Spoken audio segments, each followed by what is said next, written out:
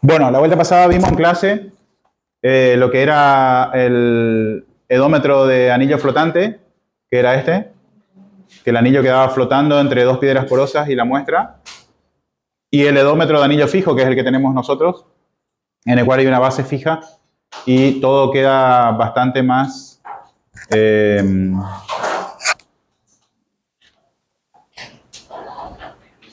no sería fijo, anillo fijo, queda más fijo. Queda más firme todo, porque acá se agregaron las fotos de lo que es nuestro equipo. Nuestro equipo es un aro como este, que está compuesto por todas estas piezas. Ustedes ven acá tiene una serie de canales, ¿sí?, que conectan a través de ranuras a este piezómetro, por decirlo así, el cual nos permite conectar la piedra porosa del fondo de la muestra con un punto de control, digamos, porque nosotros esa manguerita, que acá se ve mejor, podemos ver qué nivel de agua le podemos mantener acá adentro, ¿sí? De tal manera que como esta manguerita es más alta que la cara superior de la muestra después, nosotros le podemos dar un gradiente y tratar de que el agua ingrese por abajo, se distribuya en todo esto y ascienda a través de la muestra a la cara superior. ¿Está? ¿Qué logramos con eso? Si logramos hacerlo bien, lo que logramos es que el agua desplace las burbujas de aire que tiene adentro de la muestra y lograr la saturación plena. En línea general eso es muy difícil, pero ya las muestras, como ustedes vieron, la condición inicial de las muestras en el laboratorio es del 93 o 95%. O sea, ya viene con humedad alta porque son suelos que están bajo agua, digamos. Así que lo que le queda es un poco de aire encapsulado dentro de la masa. Sobre esto se dispone este equipito, esto que básicamente es el aro odométrico, que tiene 60 y pico milímetros de diámetro y 20 y pico de alto, y tiene a su vez una cánula acá de material plástico, que es el único objetivo de ese plástico es que el agua no se vaya, digamos, es un contenedor de agua básicamente, porque nosotros vamos a colocar la muestra de suelo acá, vamos a colocar una piedra porosa, colocamos la muestra arriba, colocamos otra piedra porosa, como está acá, digamos, en el esquema. Lo amarillo acá son piedras porosas, de tal manera que la muestra quede contenida entre dos piedras porosas. Estos celestitos acá son las rendijas que estuvimos viendo y esto sería acá el piezómetro chiquitito este. Ese sería el objetivo. Y luego colocamos este O-ring en forma lateral para después colocar la abrazadera esta y ajustar los 6 tornillos que tiene para lograr de que no se filtre el agua. Entonces todo eso ahora, a través de colocarle agua en este piezómetro, va a estar con un delta H, esa muestrita, en un ambiente confinado.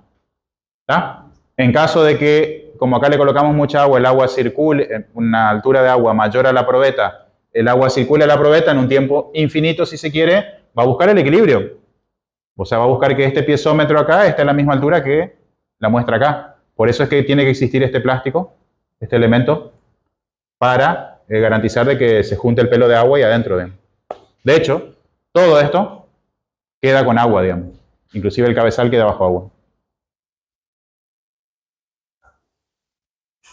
Ahí está. ¿Se entiende? ¿Más o menos? Si alguien quiere, podemos ir al laboratorio a mirar, ningún problema. Acá está el equipo, como ya lo habíamos visto en la clase pasada, era un sistema brazo-palanca. Acá está el equipo, acá van las pesas. Acá pueden ver las pesas que tenemos en el laboratorio.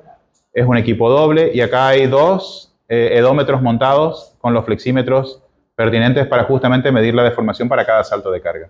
Esos valores que ustedes leen ahí, de 0,0 algo, salen de la lectura de estos flexímetros. Los flexímetros tienen una precisión de 100 de la centésima, por eso es que se lee 1 y en realidad es 1 dividido 100. Vieron que ahí figura precisión del flexímetro y dice 0,001. 0,001, perdón, no 0,01. ¿Sí? Porque de esa manera, si miran después los cálculos, están hechos ahí, está multiplicado por esa constante porque las lecturas son unitarias, pero en realidad hay que dividir por 100, digamos. Bueno, en la muestra que ustedes vieron acá están los datos de la muestra. Esto ustedes lo tienen, esto es un ensayo propio nuestro. La arcilla es una arcilla de alta plasticidad, es un suelo gris. Este es para el caso del aro 2, acá están las propiedades del aro, diámetro, altura, el peso del aro, la sección, sería el área, y el volumen total que ingresa.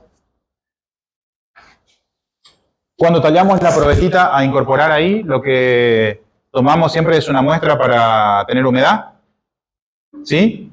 O sea, queremos saber la humedad inicial, que es esto que se toma acá. Esa es la humedad inicial y eso nos va a permitir calcular esa humedad inicial. Esta humedad inicial del 46% es la que después entra en estos datos que figuran acá como iniciales de la muestra. Acá están los cálculos.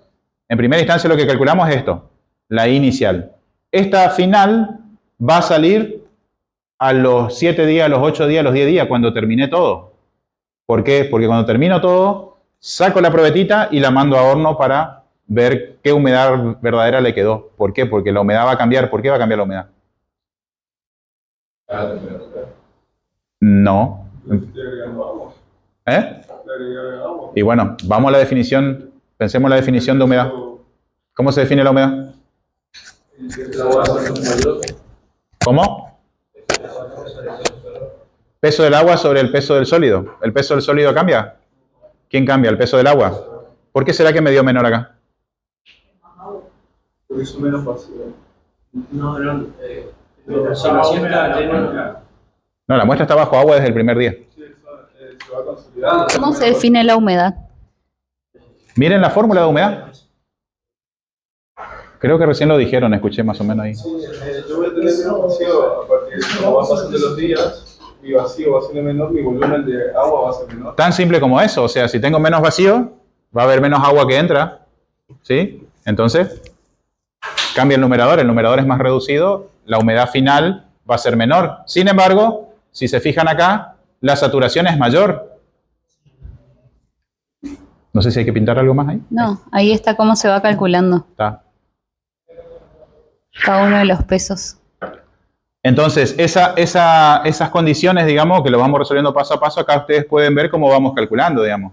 Esto no es más que tener los datos geométricos y mecánicos, geométricos y pesos, y a partir de ahí poder determinar las propiedades de la probetita. Básicamente esto es la propiedad de la probeta.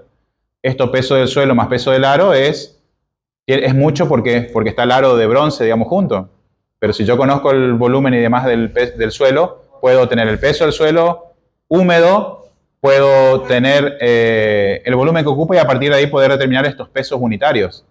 Peso unitario húmedo. ¿Por qué puedo calcular el peso unitario seco también? Porque si le resto el agua que ya conozco, puedo tener el peso de suelo seco y saber cuánto es el peso de suelo seco inicial y el peso unitario seco. O sea, son todas ya propiedades gravimétricas y volumétricas que conociendo unos datos, calculo los otros, digamos. Y acá un dato interesante es la relación de vacíos inicial, porque la relación de vacío inicial condiciona todo ensayo de consolidación. Todo el análisis de cambio de relación de vacío, ¿de dónde empieza? De acá. ¿Sí? De la relación de vacío inicial. ¿Y esa relación de vacío inicial de quién depende?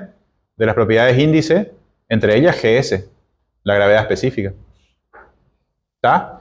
Así que bueno, y acá está la particularidad de por qué la condición inicial puede ser que el grado de saturación sea del 95%. Y bueno, porque así entró la muestra en la probeta. Para eso ahora le coloco a través del piezómetro agua y le dejo un par de días para que se termine de saturar, digamos.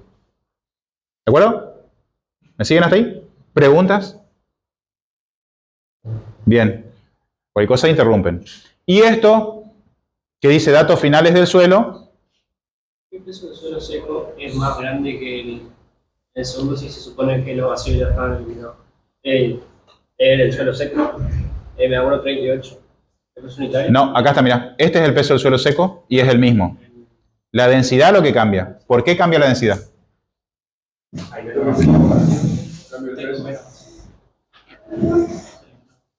Si eliminamos los vacíos, cambia el volumen. ¿Tengo el mismo peso para un menor volumen? O sea, justamente la consolidación es un proceso de densificación de la muestra. Reducción de vacío densifica la muestra. ¿Está? Por eso la idea es que después miren esto y ustedes analicen con criterio crítico todo esto, porque hay mucha información acá. Como le dije el otro día, digamos, hay demasiada información acá, hay mucho concepto que tienen que dedicarle un poquito más para tratar de entender. Y ya anticipándonos acá, vemos lo que pasa. Acá este segundo casillero sale ya de lo que pasó 10 días después. O sea, ya estamos en las condiciones de la muestra final. Esas condiciones de la muestra final, tengan en cuenta que acá hay una observación, miren, hay un asterisco y acá dice, los datos geométricos finales de la muestra del suelo son estimados con la lectura de flexímetros. ¿Por qué se aclara esto? Porque ustedes van a hacer para cada salto de carga un procesamiento de deformaciones por consolidación primaria. Pero en realidad quedó una elástica inicial y quedó la consolidación secundaria. ¿Y el flexímetro qué hace? Acumula todo. ¿Está? Entonces, cuando ustedes sumen, si ustedes después agarran su tablita y suman todas las deformaciones acumuladas, no le va a dar altura inicial de probeta menos deformación acumulada por consolidación primaria la altura final de la probeta. Le va a faltar un poco más de deformación. Porque ustedes todas las deformaciones que sacaron, las sacaron de un procesamiento gráfico.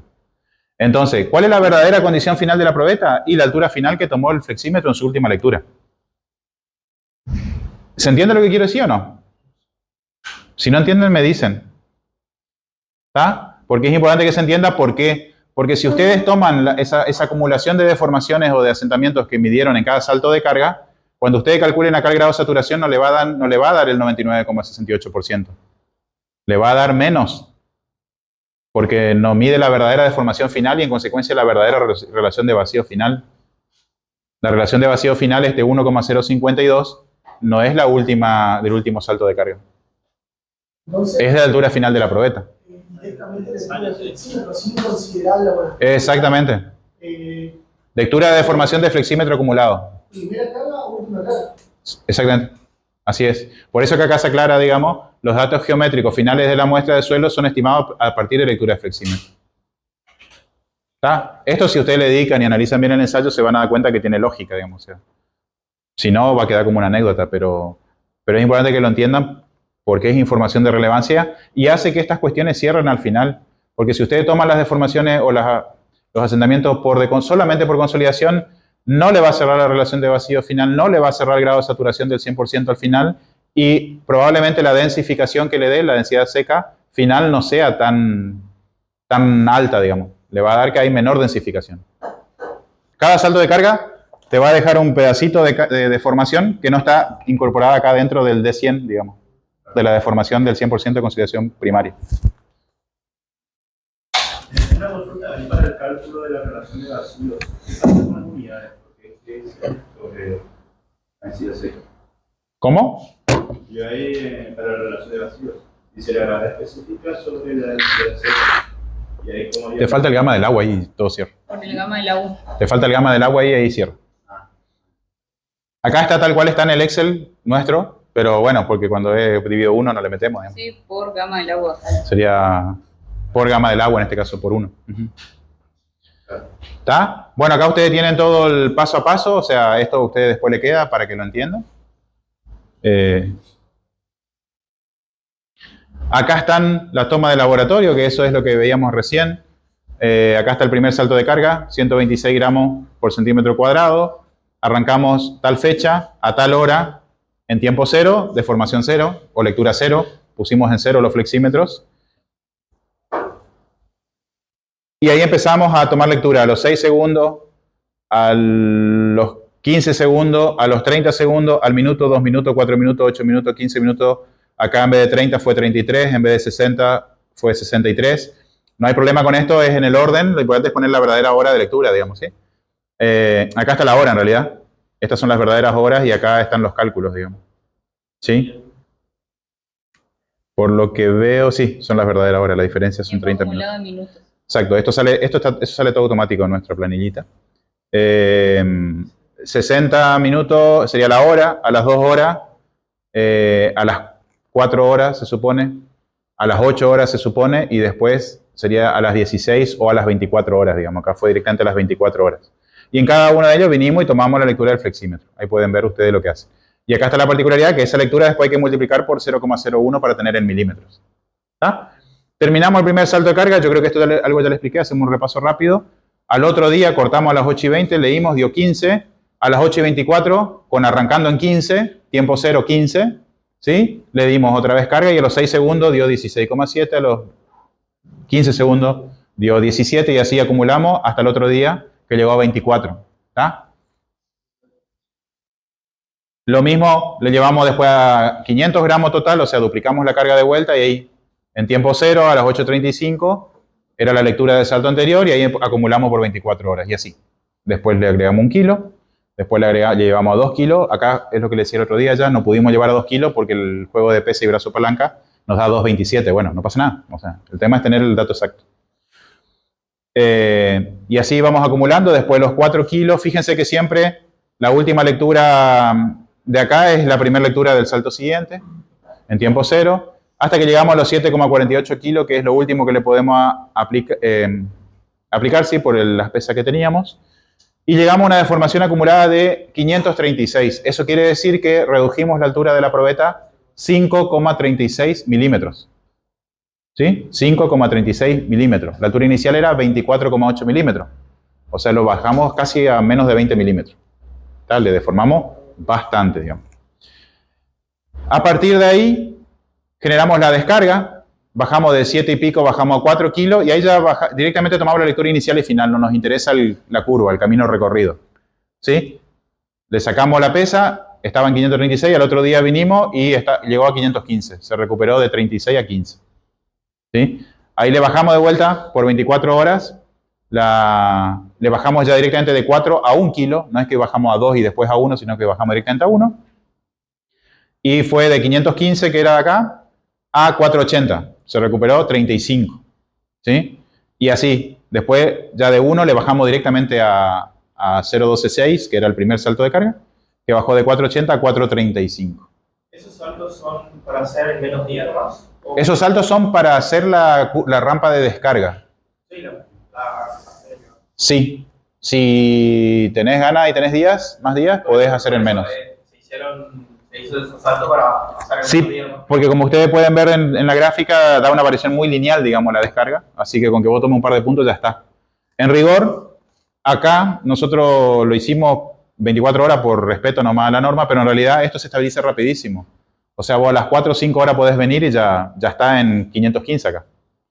O sea que podríamos haber hecho en un día 2 o 3 saltos de descarga, pero bueno, respetamos la norma, digamos. O sea, igual, en realidad es la norma, te dice tanto tiempo o 0 variación. O sea, si yo vengo y leo ahora y me da una altura y vengo dentro de 2 horas y da la misma altura, ya está, digamos, ya se estabilizó. ¿Ah?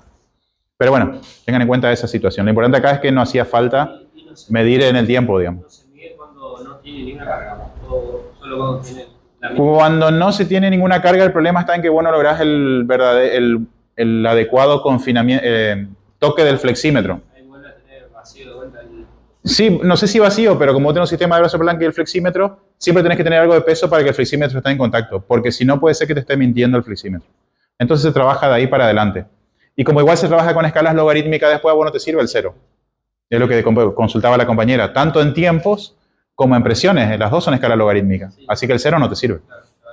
¿Está? Con 125 gramos en presión y con 6 segundos en tiempo ya estamos re bien, estamos captando todo. Digamos.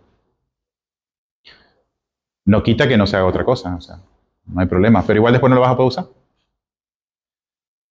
Bien, acá que tenemos, bueno, acá tenemos todo el calculito que hay que ir haciendo. Acá tienen ustedes junto el análisis del verdadero incremento ya multiplicado por el 0,01. ¿Sí? Este 1,2 en realidad es 0,012 y vendría a ser negativo porque es un acortamiento. ¿Sí? Porque es 0 el valor de la lectura anterior menos la siguiente. Exacto. El siguiente, el menos 0,03, es 1,2 menos 1,5 por 0,01. Es el incremento que hay. En cada delta T, digamos. Sí, después lo que va al lado son los incrementos acumulados. Claro, tenemos que ir acumulando porque en definitiva necesitamos también para trazar la gráfica los acumulados. No me sirven todos los intervalos sueltos. Tengo que ir acumulando intervalos porque si no...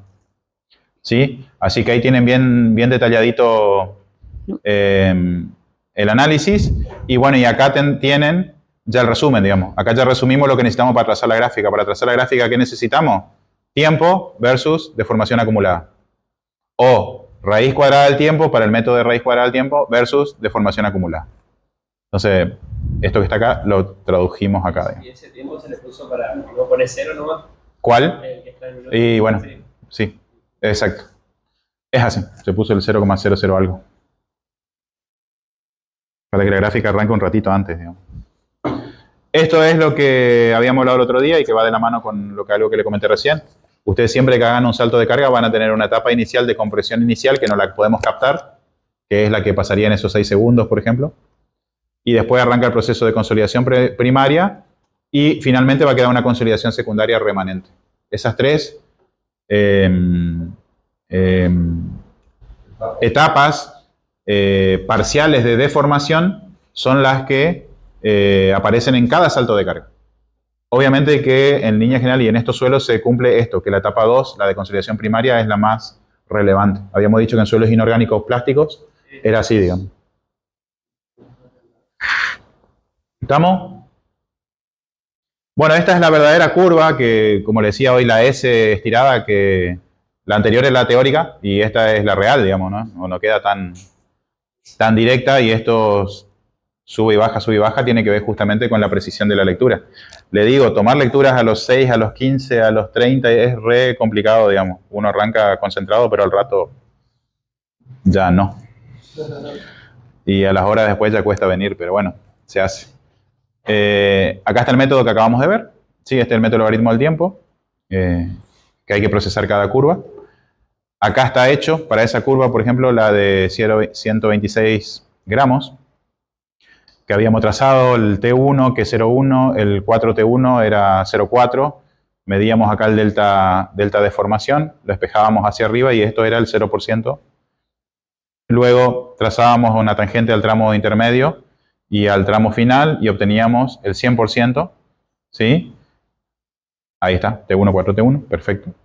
Y luego ingresando, tomando el 50%, porque el método este lo define que se saca el CB usando el tiempo del 50%, venimos, sacamos T50 y básicamente de esta gráfica tenemos que extraer dos datos, que eso ya lo vimos. El T50, en este caso 48 minutos, y la deformación asociada al 100%, porque esta deformación es la que vamos a usar ahora, recuerden este valor, 121,012,1, va a aparecer ahora en la planilla de resumen. ¿Está? Esto ya es un resumen, acá están los datos iniciales que son los mismos que vimos hoy, ¿recuerdan? 95,64 era la condición inicial y esto es lo final, es una forma de resumen nomás ahora que vamos a presentar la curva de los datos finales, digamos, de la curva de compresibilidad. Adelante. Y acá están cómo empezamos a acumular las cuestiones y hacer los cálculos ahora para lograr ¿qué? La curva de compresibilidad. Recuerden que muchas curvas de consolidación nos van a dar una curva de compresibilidad. Cada curva de consolidación nos va a dar un punto de la curva de compresibilidad. ¿Está? Entonces, fíjense, acá aparece para los 126 gramos, que son 13 kilopascales, el 0,121 que vimos recién, es la deformación total para ese salto de carga. ¿Sí? Acá aparece como después las acumuladas, se calculan las porcentuales. Esta 2H es la altura drenante. ¿Sí? Ahí está. Vamos por parte. O sea, de la gráfica sacamos entonces las deformaciones parciales y los T50 y T70. Ahí está. Y ahí obtenemos las deformaciones acumuladas que van a ser la suma de la anterior acumulada más la nueva parcial. ¿Sí? Ahí vamos sacando. Y ahí luego la deformación, esta es el porcentual, que va a ser la deformación acumulada en milímetros por 100% dividido 2 veces la altura. ¿Sí? Donde la altura va a ser la altura de la muestra inicial, el 2H0, ese que está ahí arriba. Luego la segunda, el 2H va a ser el 2H0 menos la deformación acumulada en milímetros. Y ya del laboratorio. Sí, esto ya es procesamiento. Sí, porque acá vieron la deformación acumulada es aquella que teníamos anteriormente, la de los milímetros. Luego tenemos la altura de vacíos, que se calcula como todo eso que está ahí arriba, que es 2H dividido 10 para hacer una conversión de unidades a milímetros, por el peso seco de la muestra en gramos, dividido la sección de la muestra, que es la sección es circular porque es un aro. Básicamente eso es peso unitario, lo que queremos lograr ahí. Sí. Con eso, ¿se acuerdan que había una relación entre las alturas y demás? Bueno, con eso podemos sacar la altura de vacíos que tenía. Eso está en la presentación. El cálculo de cambio de volumen es cambio de altura de vacíos, digamos. Sí. Es eso lo que está incorporado acá, digamos. Porque esa altura después se usa para los cambios en la relación de vacíos que aparecen ahí. Sí, el cambio en la relación de vacíos del delta E va a ser la deformación acumulada en porcentual, que es la que está en verde, dividido el 100% por 1 más E0, que 0 es la relación de vacíos inicial, que ahí está, ahí arriba. Y E va a ser E0 menos el delta E. O sea que lo que se va a hacer es restarle al E0, que está allá arriba, cada uno de esos delta E por renglón. ¿Sí? Después directamente se saca un H promedio que va a ser el promedio entre el del salto de carga anterior y el del actual. ¿Sí? Eso se hace porque ustedes tienen que pensar que al iniciar el salto de carga, la altura de la probeta es 1. Pero cuando termina el salto de carga, esa altura cambió. Entonces, se supone que la gotita más comprometida, cuando empezó el proceso, tenía un recorrido que hacer. Y cuando terminó el proceso, el recorrido era menor. O sea, es hilar fino, digamos, pero como estamos trabajando con valores después por día a la menos 4, por día a la menos 5, por día a la menos 9, y bueno, esos valores influyen en el resultado. Pero se entiende el concepto, digamos. Claro, eso se va a usar para calcular el CB, que va a ser 0,197 porque estamos usando el T50. Sí, ese es el TB para el T50. Y la altura que vamos a tomar va a ser esa H promedio que calculamos, pero en centímetros. Sí, ahí está en milímetros. Para que el CB nos dé en centímetros cuadrados por segundo, ¿sí? Porque estamos buscando ese tipo de unidades. Y acá está también el CB para el T70, que es el punto de, ¿cómo era el método? Punto de inflexión. Punto de inflexión, que es 0,45 el TB. El factor de tiempo del 70%. Y el H va a ser el H promedio, pero en centímetros, elevado al cuadrado para que nos dé en centímetros cuadrados por segundo también. Y esto tiene que ver con la consolidación Sí. secundaria. Sí. Sí. No, este es un No, este es el resumen. promedio, ¿no? Está bien, es el resumen nomás, del T50 y el T70 que no estaba en la otra planilla. Profe, ¿Sí? el punto de inflexión que usted dijo que está en el T70, Sí, ¿por qué se lo define ahí el punto de inflexión? porque el autor lo define ahí, al igual que el otro lo define al método de la raíz del tiempo y el otro lo define al método de la logaritmo del tiempo. Son propuestas de diferentes autores que le dio resultado en el suelo de su región, digamos. Siempre piénsenlo en esos términos. Por eso que nosotros lo que hacemos es 1, 2 o los 3 métodos y promediamos después o buscamos criterios para eso. No entendí por qué primero tenemos una altura, luego esa altura de siempre, y no usamos esa altura que es final y usamos una promedio. Porque, pensá en lo siguiente, la gotita más comprometida, vos estás midiendo el tiempo en el cual se va a ir. Como es tiempo y es distancia, entra en juego, digamos, cuál es la distancia que tiene que recorrer. Cuando empezó el salto de carga, la gotita más comprometida tenía que recorrer la altura inicial sobre 2. Pero cuando se empieza a deformar, esa altura final va variando, digamos. Entonces, como estamos midiendo el tiempo, entra en juego la altura promedio, digamos. Se supone que la altura inicial tardó más en salir, la altura final tardó menos en salir. Tomamos el promedio como punto de referencia pensando en una variación lineal en relación al tiempo. Por ahí vendría la situación. Igual podrán ver ustedes que cuánto varía. Varía 0,06 milímetros, o sea, es lo que tardó la gotita en salir, digamos, 0,06 milímetros más o menos, ¿no? Pero bueno, como metodología es importante hacerlo. La verdad que tienen que ponerle like porque hay un trabajo importante. Siguiendo con ahí terminamos la parte inicial del procesamiento y ya pasamos en limpio a la parte de tiempos porque determinamos CB. Ahora vamos a trazar la curva de compresibilidad y determinar algunos parámetros en forma indirecta. Por ejemplo, la conductividad hidráulica. Conductividad hidráulica que ustedes vieron con Gustavo cómo se determina a través del permiómetro de carga constante y el permiómetro de carga variable, nosotros a través de un ensayo de consolidación podemos determinarlo también en forma indirecta. Y aquí está planteado, digamos. Lo primero que analizamos acá son los delta E y los delta P, que son el delta E sale de las deformaciones medidas en cada salto de carga, el cambio de altura. Los delta P son datos, porque nosotros impusimos cuáles son los delta P, con lo cual nosotros podemos tener para cada delta un delta P con un delta E que me pueden definir su cociente, el AB, el coeficiente de compresibilidad, y si lo divido por 1 más E0, determino el MB, ¿sí? Abajo está mal. Y entonces, acá tiene que ir MB igual a AB sobre 1 más 0, sí. Y acá, ¿por qué está expresado acá de esta manera? Porque es importante que ustedes vean que eso está cambiando para cada salto de carga.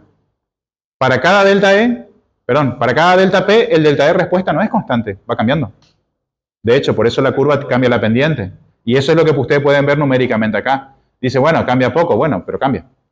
Y conceptualmente es importante saber que cambia, porque cambia la pendiente. Acá se puede ver la variación. Y lo que, como observación, digamos que es importante que ustedes vean que la variación acá no es lineal ni siempre creciente. Fíjense ustedes el cambio en la relación de vacíos y se ve un poquito mejor. A ver si puedo, para atrás no puedo ir. Tengo que ir varias filminadas. No puedo ir varias. Más. Ahí. Fíjense ustedes acá. ¿No les llama la atención a ustedes que cuando aumentamos la carga, la deformación es menor que en el salto de carga anterior? Después vuelve a ser mayor, después crece, después baja de vuelta. Y yo siempre estoy casi duplicando el salto de carga. Y sin embargo no es esperable que si duplico el salto de carga la deformación se duplique. ¿Entienden? Eso tiene que ver todo con la estructura del suelo y la respuesta al suelo. Por eso es importante hacer el ensayo. Y en relación con esa deformación esperada para cada salto de carga en diferentes rangos, también está el tiempo. Fíjense ustedes que los tiempos acá no es que empieza en un valor bajo y va creciendo, cada vez es más difícil al agua irse. No está mostrando eso. ¿Se entiende? Entonces, todo eso pasa ahí adentro. Ninguna conclusión es lineal, digamos acá. ¿Está? Bueno, planteado esto acá y calculado acá, fíjense toda la información que estamos sacando de un ensayo. Está bien que nos llevó 10 días de ensayo y varias horas de procesamiento, pero tenemos muchísima información del suelo y podemos describir cualquier cuestión de comportamiento del suelo con este ensayo. Acá, una vez determinado CB, hay una formulita que si ustedes... No sé si está acá. Ahí arriba está. Hay una formulita que establece que el coeficiente de conductividad hidráulica es CB por MB por gamma del agua, así que acá también tenemos conductividad hidráulica, miren ustedes.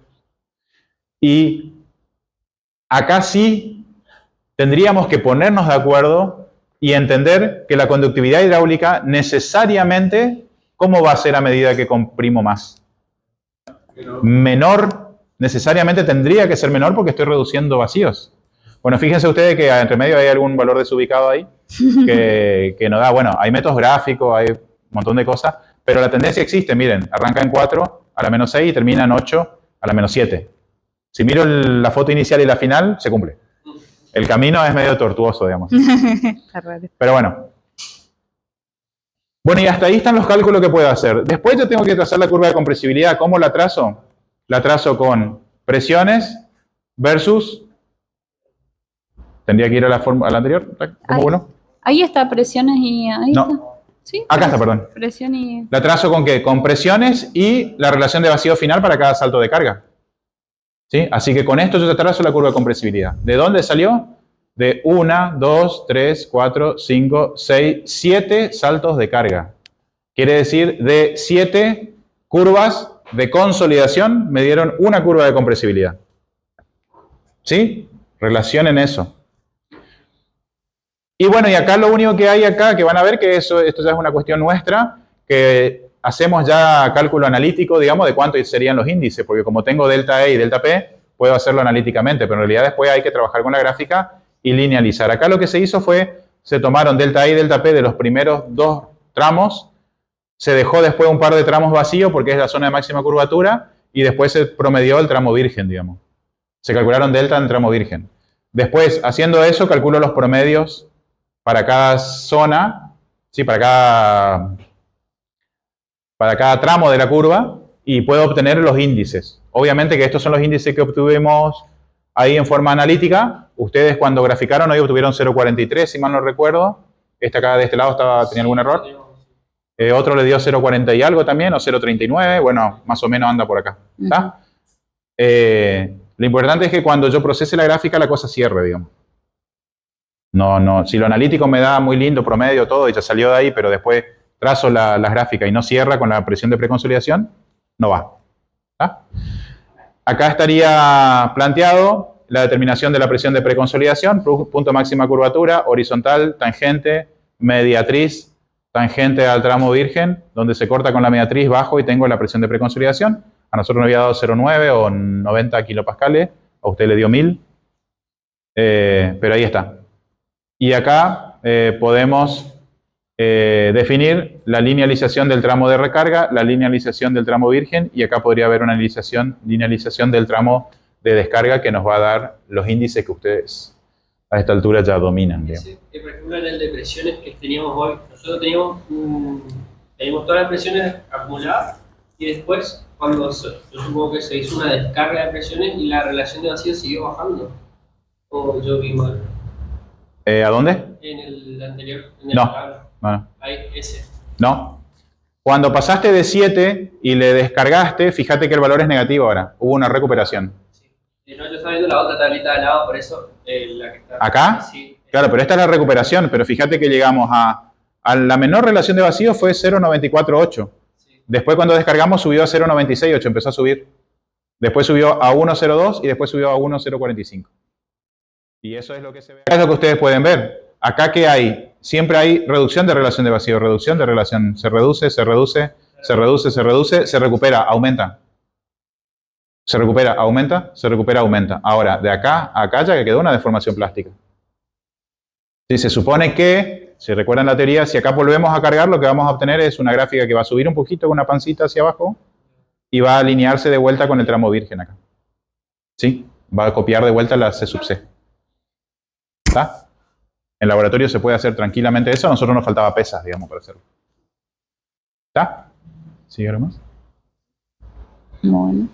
Bueno, eso es ahí como dato. Y es importante que, bueno, en algún momento lo analicen, lo vean, lo entiendan sobre todo. Si entienden todo lo que pasa en ese ensayo, van a entender verdaderamente el concepto de consolidación. Porque ahí está todo. Están los asentamientos y están los tiempos. Y están 7 saltos de carga y 3 de descarga. Y si entienden lo que pasa en cada uno de esos, van a entender todo el fenómeno. ¿Está? Bueno, eso para repasar la parte de laboratorio.